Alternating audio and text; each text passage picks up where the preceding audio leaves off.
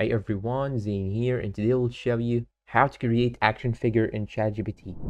Now the first thing that you should do is simply go and open your Play Store or App Store, whatever you have, Android or iOS, and you'll have to search for ChatGPT like this. After that, you'll have to download it. After downloading it, you will now go and open the application on your phone, and now you should add the photo that you want to make the prompt to. I will leave the prompt down below in the description of the video so that you can see it and you can copy it. Now I will put any photo that I have in here in my files. Let's say I will put this photo of me here, for example. Now I copied the prompt and I'll paste it just right here like this, then send it. Then you'll have to wait for a couple of minutes in order to get your photo ready. And now here we go. There we have it. I have the photo, as you can see. It looks very cool, and it has some accessories on the right side right here.